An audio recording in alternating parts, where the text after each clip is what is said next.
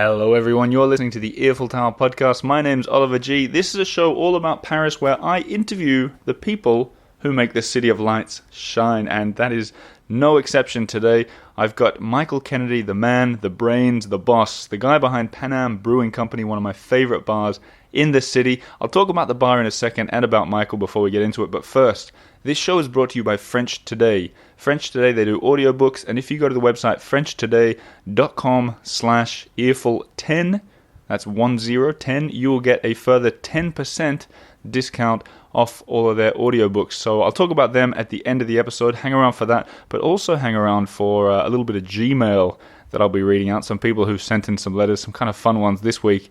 But look, let's get straight into it. Paname Brewing Company, this is Michael Kennedy. He's an Australian in Paris. He's opened a bunch of bars around the city. You'll hear about that in a second. I've been going to this bar for a while, and I remember talking to Michael about 2 years ago about getting on this show, and for some reason it took 2 years. Me and Michael were sitting just inside the window looking out over the beautiful Bassin de la Villette in the 19th arrondissement. As usual, if you want to catch all the addresses, all the things that Michael recommends, they'll be in a PDF guide for all the Patreon supporters. So consider signing up, join the team, patreon.com/theearfultower, and that will get you access to a bunch of bonuses, and you'll be supporting this work as well. So let's get into it. Michael Kennedy, the Paname Brewing Company. Oh, I think I should add, Michael and the PBC, as they call it, are actually going to be putting on the beer for the big event at the Australian Ambassador's Residence. If you haven't heard me talking about that before, you obviously haven't been listening very closely. October 22nd, I'm going to be putting on a big event. I'm going to be live streaming it. So if you're not in Paris, or if you're not a Patreon supporter and you aren't coming along, it'll be on YouTube. I'll share the link for that sooner or later, and then you guys will be able to you'll be able to be there in spirit, I suppose. But more on that later as well. Here comes Michael Kennedy from Paname. Let's get into it. Michael Kennedy. Oliver. How are you? Good, mate. How are you? Good, mate. It's nice to hear a mate. There's a bit of an Australian accent going on there. It always slips out when you're amongst other Australians. Have you noticed that? Have you noticed that? Yeah, it just instantly comes back. It's a weird thing. Do you ever call like French people or whatever mate, or is it? No. I think maybe occasionally, but it seems odd. It seems weird. Sort of a false, like you're trying a little too hard. Yeah, or I find it weird when French or other foreigners call me mate. Like they're trying to make me feel comfortable, but it makes me feel uncomfortable. I don't know. But do you think you're quite an Australian fella? Ooh, that's a kind of I think I'm down from the deep roots, definitely. But I've been living in France for 25 years now, 27 years. Right. So that makes you a lifer, right? You're a lifer. I'm a lifer, yeah. You're signed. Actually, technically spent more of my life in France than in Australia. Right. So, I'm pretty settled in, although I think I'm very attached to my culture. Yeah. Hence the mate. Let's get, as much as I'd love to talk about being in Australia, I mean, it's part of your story, really. But first, a bit of context where we are is we're sitting in Paname Brewing Company.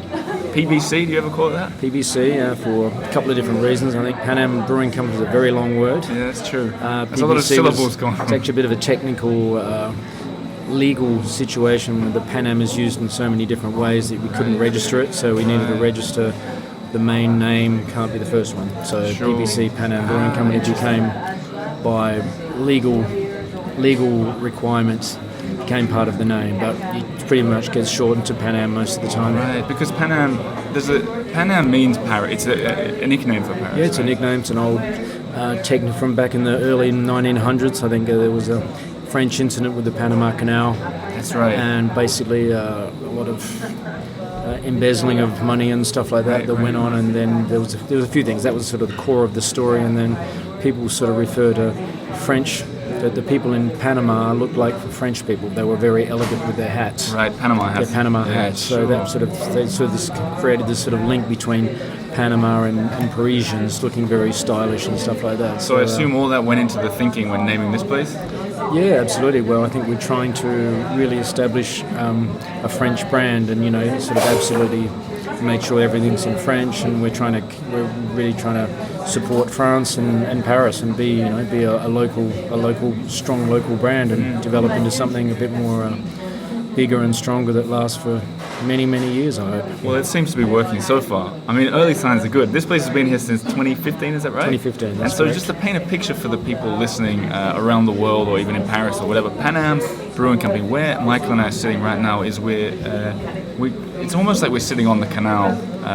Here we are. This is the Bassin de Villette, which Right. is connected to the Canal d'Ourcq in the north, and the south is Canal Saint-Martin. Right, so technically this is like I looked it up once, it's a pond.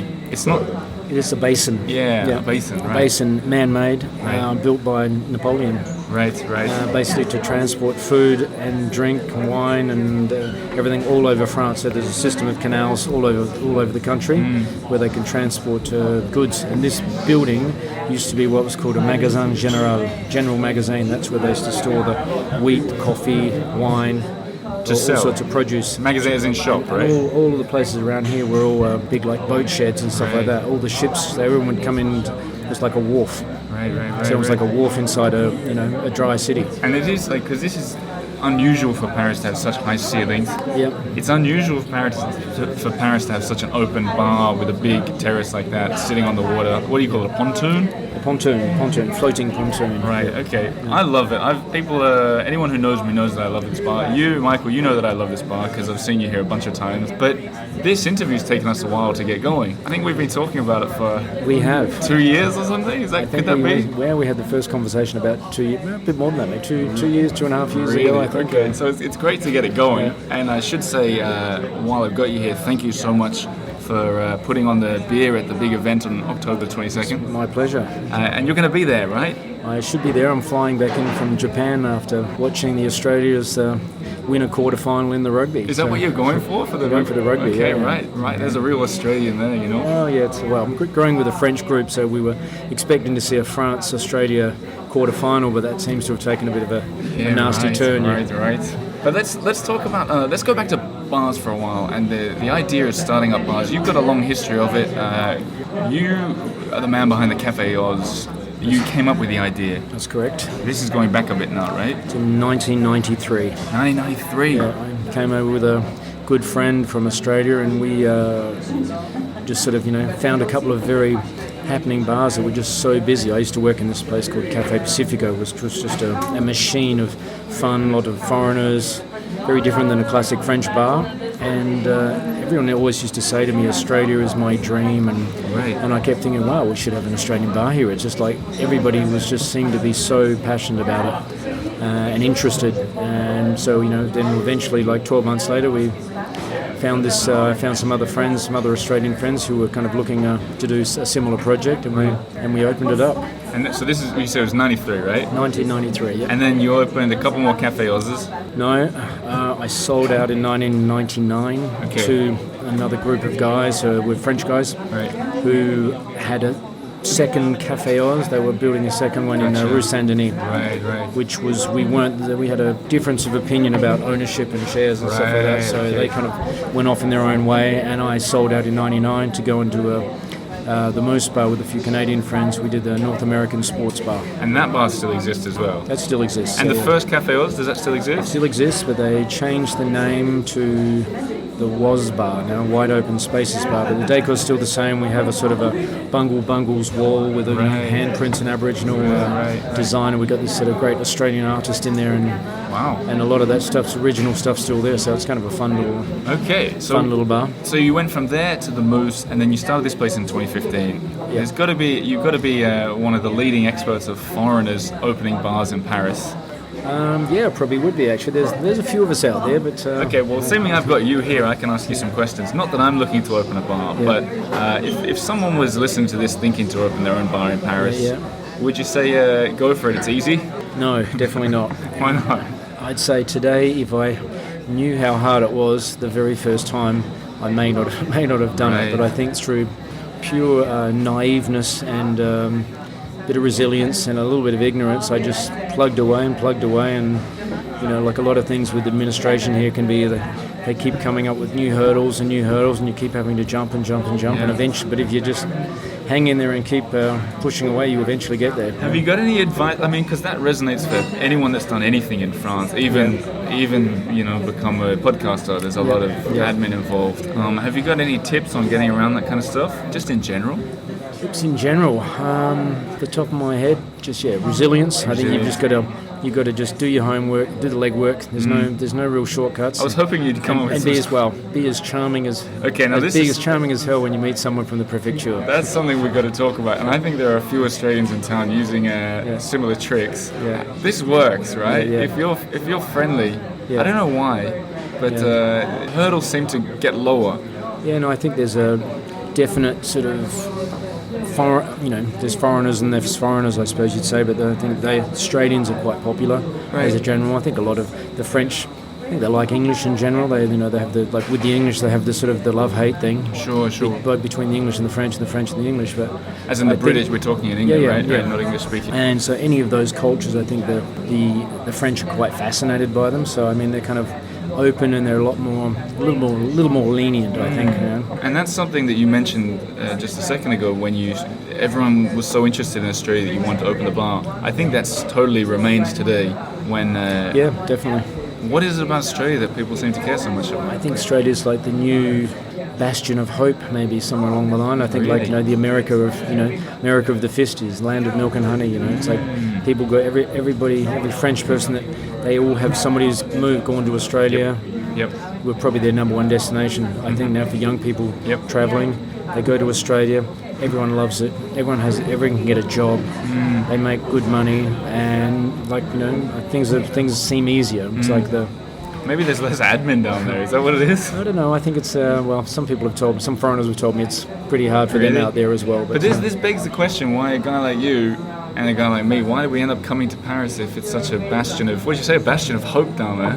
Bastion of What's hope. What's the draw of Paris then?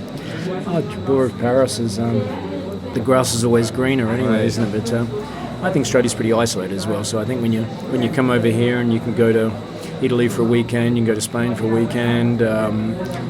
Foreign people from all over the world passing through. There's just a general dynamic in Paris that's really interesting for certain type. It's not everybody's cup of tea, but I think find any Australian that's living here is here for that reason. Whether it be cultural, social, or food, wine. There's a lot of stuff we like down there, and France is. I'm not sure if they still hold that place in the world, but they're still kind of a very desirable destination for wine enthusiasts, food enthusiasts, and stuff like that. But on the drinks, you're more of a beer guy here. I'm more of a beer guy here, but I was a bit of a wine. I think I came to France originally. The wine was sort of more my thing, really. I studied a bit of wine, and I was looking to eventually work within the sort of wine thing, learn about wine, and I think I just little by little. I was also playing a little music on saxophone on the side. Oh, really? Dreams of becoming a great jazzman. Do you still do that?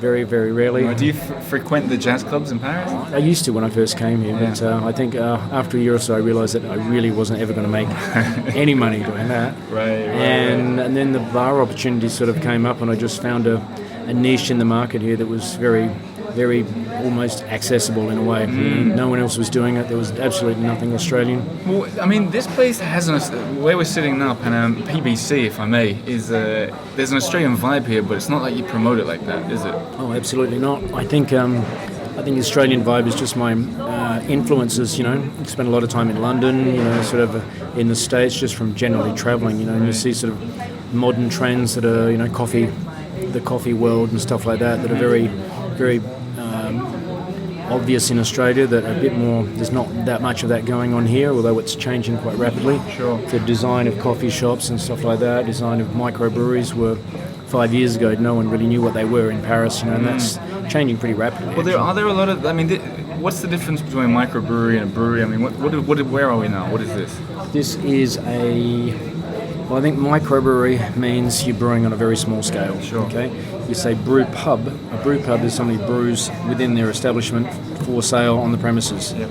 Microbrewery is somebody who's also selling to other places.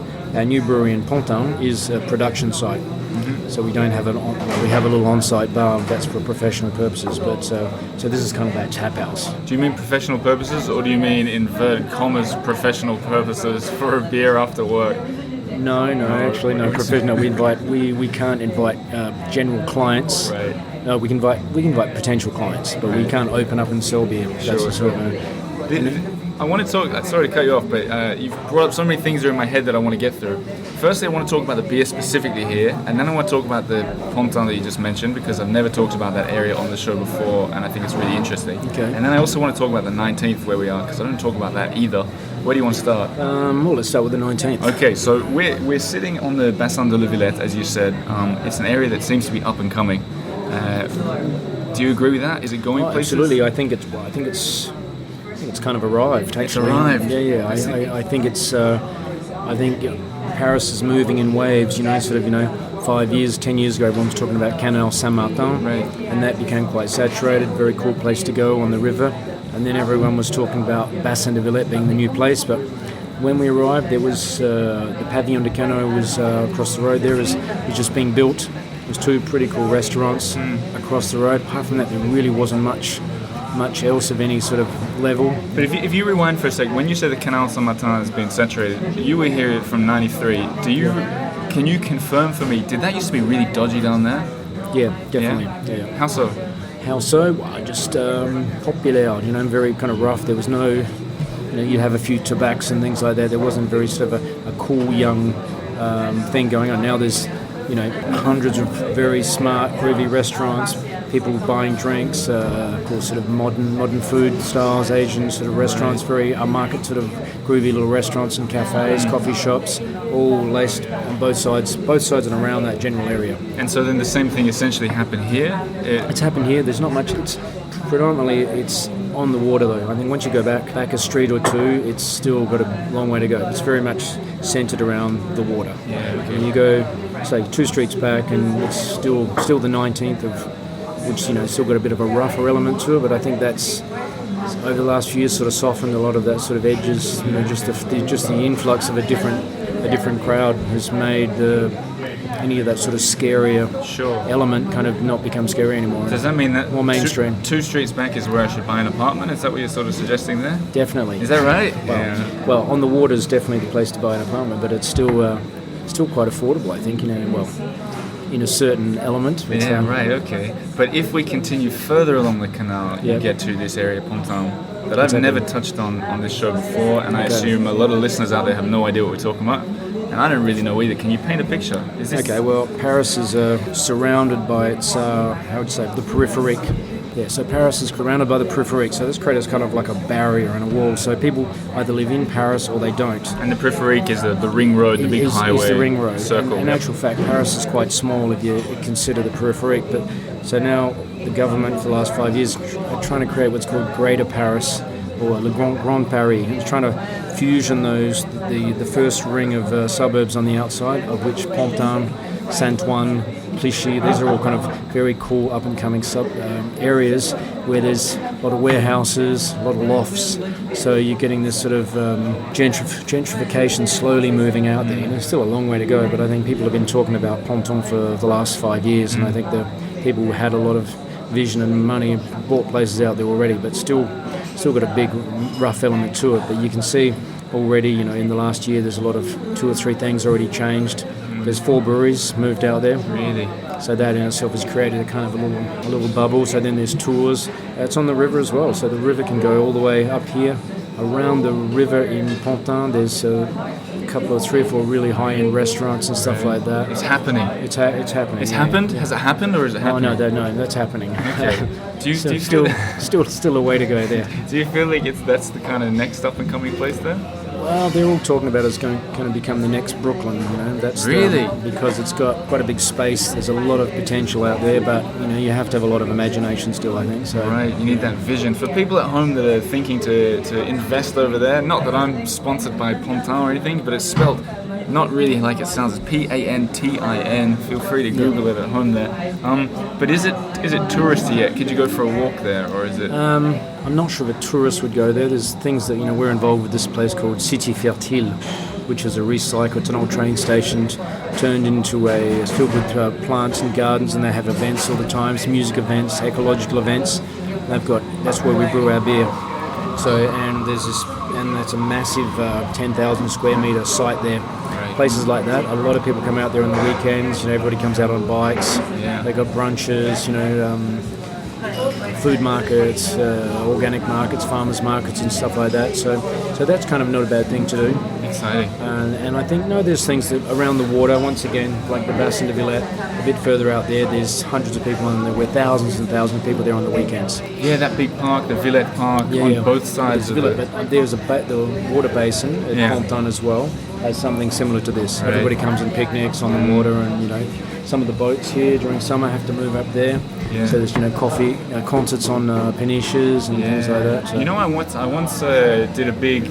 Well, I say big. I did a quite big event. The first event I ever did for the Eiffel Tower, and it was I wanted to rent one of those peniches because they do. You can get people in there, but they cost. Well, at the time, I thought it cost a heck of a lot to do it. Yeah. A fortune. Yeah, right. I don't know if that's still the case or if I was just a struggling. I've actually got no idea how much they cost. But that's quite a cool little Paris thing to do. Yeah. Maybe one day. I think the ambassador's residence is better for. I think absolutely. Yeah, better views. Exactly right. Yeah, right. But I want to get back to beer for a second here. Specifically, you guys are brewing your own beer. Let's say you're talking to someone who lives here in Paris. A foreigner maybe, or a French person listening, or someone on the way, and you want to recommend something that you guys sell here. Where should they begin? Because these aren't beer names that people would recognize. No, I think each name has a French Parisian history to it. Cascador, for example, is probably the place to start, which is a saison. Saison's very low bitterness. It's like a northern France, typical beer from northern France and Belgium, a saison. And usually when you're tasting beer, you start off with the lowest bitterness and then work your way up to the more bitter beers. Is that just you saying that to sell more and more beer when people come in? No, because it's like wine. It's like if you have the strongest, most bitter beer first, you won't taste the others after. Right. Okay. So you usually start off on low IBU. IBU, international bitter units. Start off with a low IBU and work your way up. Right. Sort of crescendo of, then you've got, dark beers and stouts. I think that the bitterness is probably the key. Okay. And then alcohol volume, of course, plays a bit of a role. But so Cascador is a good place to start. Cascador, that's a season. It's got ginger and bitter orange in it. But so it's a nice, easy drink run. Then we have a wheat beer. Then you move on to a pale ale. Yeah. Oeil de biche. So even these names, whilst a little confusing, they're always connected with the name and a beer style. Pale ale, an IPA, golden ale, lager, things that people can associate with. Well, these names have some connotation as well. Oeil de biche is... Oeil de biche is the old Paname, in the old days of Paname, of which Paname meant not just Paris, it meant Pantin, Saint-Ouen, all of these very old, rough kind of working class suburbs. And there's the gangs of New York, the gangs of Paris existed, and they were called des Apaches. Apache. Apache. Okay. Like the American Indians. Yeah, right, so that was kind of they were like savages, and these guys had all sorts of crazy weapons. Really? A surang, which is the name of our wheat beer, was the knife. Wow. An oeil de biche actually is the tattoo that they would wear, like a teardrop. How long ago was this? Early 1900s. Wow. And that was basically how you determine who was in the gang. And they say in the early 1900s there was more of these gangs, these Apache, than there was police. So they were really, they were a real pest for the authorities. What made you want to name your beers after pest to the authorities? It was just something a bit wild into French history. I think I was inspired by. I watched Gangs of New York, and I thought, I wonder if there was gangs in Paris. And then I just opened these pages, and there's just so much information on it. It's like a chapter of history. Fascinating. We even went down to, I think it's 1873. They had the Communard. It was like a big communist movement all around this area, Pantin and here, and they burnt down this bridge, the Pont de Crimée. Okay, wow. And that was burned down, and that was like the first to start of the communist movement in Paris. Really? That's fascinating. Yeah. So are you kind of a history buff as well? I think I do a lot of research. I think I wouldn't say I'm a history buff, but I think when I get my teeth into a project, I start looking, and the internet's pretty mesmerizing these days. You start something, and then you just go from page to page, and this new information just keeps coming up. So. And this kind of information, is that available in English, or were you deep in the sort of French rabbit hole there?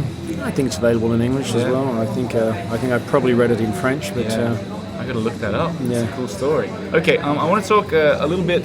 I see time's running away as it usually does. First, quick question is: do you know what beer you're going to be bringing to the event? What can I look depends forward to? how many taps we have available. I think maybe a good middle of the road one might be the East Paris Ale. Right.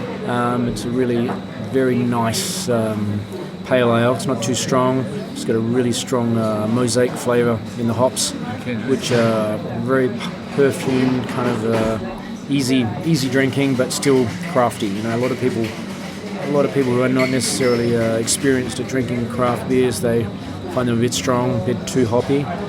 So that's, you know, some of these hops are more on the fruity side. So when you aim for that fruitiness, it probably targets a larger audience. So I think that's probably a good one. I think maybe we should have an IPA as well. I love an IPA. The Barge du Canal. Yeah, that sounds great. Okay, that's good. That was just a quick question. I kind of want to finish up, before I ask you a quick fire questions about Paris, I want to finish up on this idea of, we touched on it before, Parisians and French people are typically very wine loving. Are you finding a change, especially over the amount of time you've been here, the shifting towards appreciating a beer? Oh, absolutely.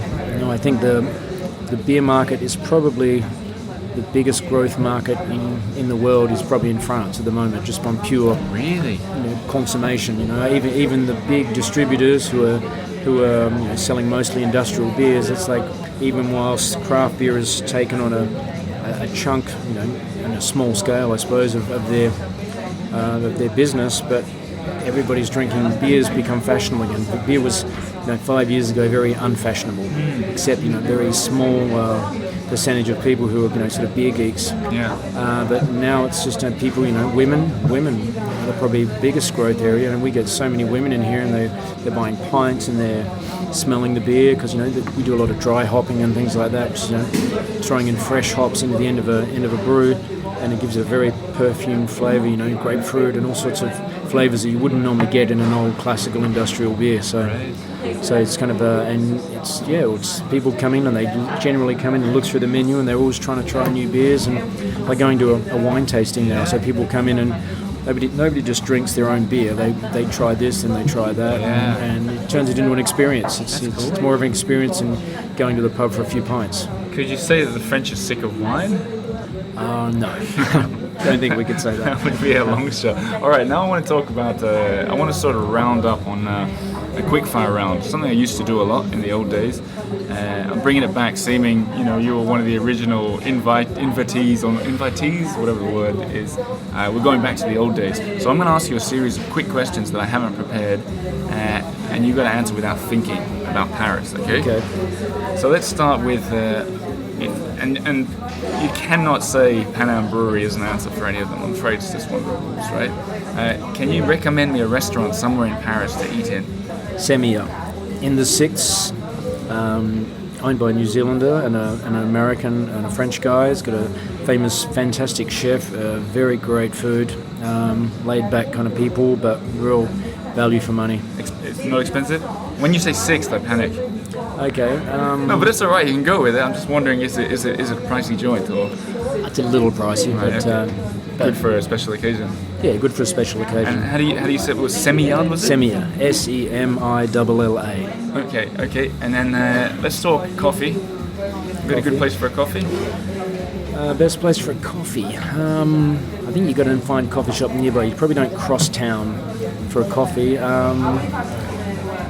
Obviously, I'm not allowed to say here. Well, I think the most popular ones: Holly Belly, sure.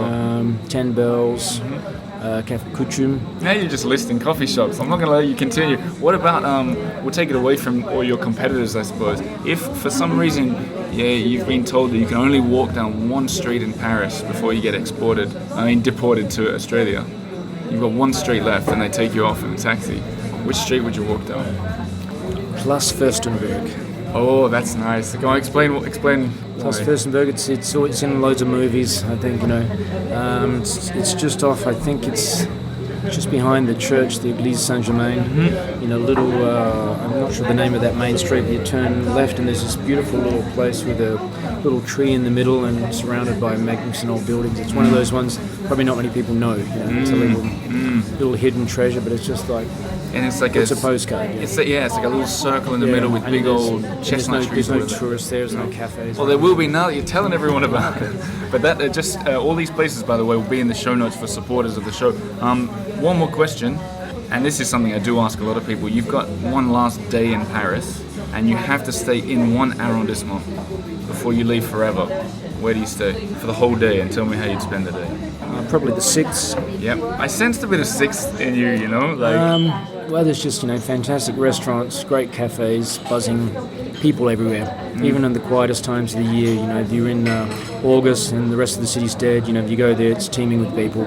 So you've got the vibe. There's always just there's traffic and people traffic everywhere, and great choice of little wine bars and coffee shops, etc. That sounds like a nice way to spend your last day in the country. Yeah. And I think on that note, You'll definitely be eating anyway. I sense that it sums you up because you like crowds of people, you like good food and good wine and good beer, and that is exactly what Paname is, and that's a good way to finish. So, Isn't that what you should be doing in Paris, though?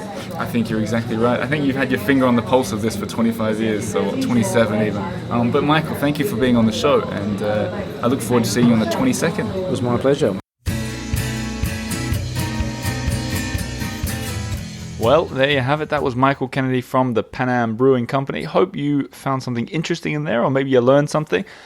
One thing I want to add, if you're not much of a going out in the evening for a drink kind of person, I had a really lovely coffee there before I met with them. It is really nice in the afternoon as well. So check that out. Quai de la Loire, 19th arrondissement. Don't forget all the things that he mentioned are in the PDF for Patreon supporters. Speaking of, something I've never done before, but I think I should start doing, I want to just do a little shout out to two people in particular. Catherine Miller is one of them, and Ruth McCormick is the other. And the reason I mention them is because they've been Patreon supporters of the Eiffel Tower for 1 year. So this episode is dedicated to you guys. Thanks so much for your support, and welcome to all the other new faces I've seen popping up lately. Welcome to the team. Your support keeps this show going. Thank you very much. Now, on for a bit of Gmail. Speaking of Patreon supporters, this is another one, Steve Oswald. Hello, Steve. I should mention, by the way, that there's too many emails to read now. Too many to read all of them out, so I'm going to pick the best ones. This one here, Steve Oswald, I quite liked. He says, my wife and I have just returned from a visit to Paris where we enjoyed what I thought were two somewhat unique experiences thanks to the Eiffel Tower podcast. Now, this is kind of long, so I'm going to cut it a little bit short, but after listening to your interview with Cara Black, the author, I was determined to find Le Cimetière Picpus that she mentioned. I'm going to skip this bit. He was looking for specific tombs, but he couldn't find the address. So the official address is listed at 35 Rue de Picpus, which was a church entryway, but there didn't seem to be any way to access the cemetery from there, which Google Maps indicated was somewhere behind the church. However, at 37 Rue de Picpus, there was an open door with a breezeway that led to a large park-like interior courtyard. And then he writes, using the Oliver G method, in inverted commas, we walked into the courtyard as if we belonged there, found a closed but unlocked door in a stone wall to our left that led to another walled enclosure behind the church. At the end of this enclosure, past the numerous chickens, yes, there were a dozen or so chickens pecking around, we found the entrance to the cemetery. And then he continues explaining how, what he found there, which was really cool. But then he says, later, while wandering along the Seine River, I just finished telling my wife about the podcast that featured the American bouquinist Sydney, as in the bookseller, when I looked up, and there she was in person, recognizable thanks to the photo that you posted. We approached her, and I said, bonjour, Sydney, quickly explaining to her how it was that I knew her name. She was friendly and chatty, and some reason a little bit flattered that an American tourist knew who she was. Anyway, it goes on, but I thought that was really cool that you used the Oliver G method to sneak into a courtyard, and also you saw Sydney. If you guys don't know who Sydney is, go and listen to the episode about the bouquinists, the people who sell books on the side of the river. Thanks to the Eiffel Tower for making them possible, says Steve. Steve, I say thanks to you. Merci for being a Patreon supporter and for sending in the email. Now, I'm going to cut over to French Today. So if you're new around here, and you don't know what I'm talking about, French Today is an audiobook company. So they do audiobooks to help you learn French. They've been the sponsor of this show for almost a year now. They're offering a 10% discount to listeners on all the audiobooks if you go to frenchtoday.com/ETH.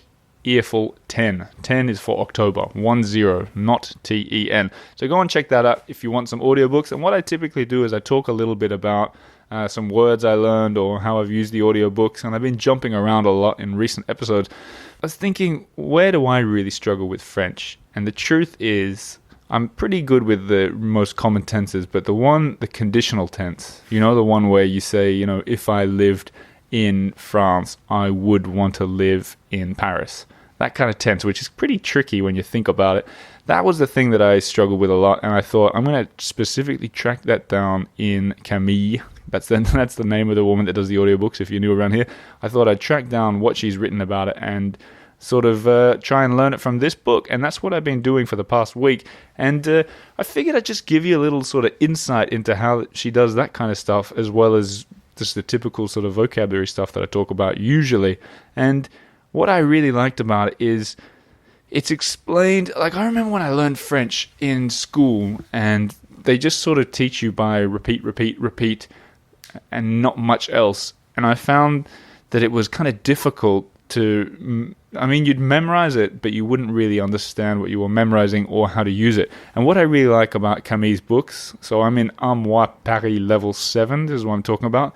She really explains it in a way that's easy and sort of accessible, So there's also all the repeating that you'd get in a sort of maybe a typical thing, but it explains it in a way that I understand, plus together with a story. So I've been spending the time working on that.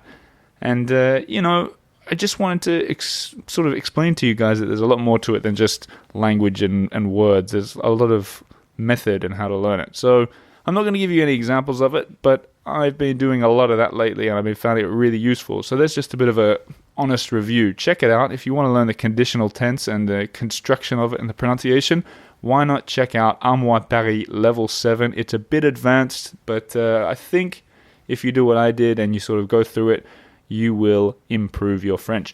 So go and check that out, frenchtoday.com/earful10. Oh yes, and one more thing. I've been asked specifically to give a shout out about this one, and I think it's worth it. There's going to be an Earful Tower meetup in Melbourne, Australia. As far as I know, it's the second Earful Tower meetup outside of Paris that's ever happened, so I'm very excited. I'm not going to be there, by the way, but it's in Melbourne, Australia, the city that I was born, Wednesday, 16th of October, 7 p.m, Le Bon App Petite Bistro. I said that. I guess in Australia it'd be more like Le Bon App Petite Bistro in Fitzroy, Melbourne. There's going to be 7 people there as far as I know right now. And Corinne, who's been organizing it, she said to me, we'll be having dinner and chatting about books in Paris. The October book for the book club, which is Les Enfants Terribles by Jean Cocteau. If you don't know what I'm talking about, you're not in the book club, go and fix that. It's free. She says, we'll be getting to know each other, all brought together by you and the Eiffel Tower. The table can't be missed. It'll be the one with the big Eiffel Tower logo. And to be honest, we'll probably end up swapping photos and stories of our times in Paris and meeting you and Lena. Well, that's interesting. I wonder if there's 7 people there who's met me and Lena. Let me know. I'm looking forward to seeing the pictures. And if you're going to do an Eiffel Tower meetup somewhere in the world, send me an email and I will promote it. I love hearing this community growing all over the place. As for me, I'm going to wind it up for now. There's plenty more episodes already recorded, so there's a lot of good stuff on the way. If you're not a Patreon supporter, patreon.com/The Eiffel Tower, and hopefully I'll see you at the Ambassador's residence on October the 22nd. Have a lovely week. I don't really know where we are. I just want to look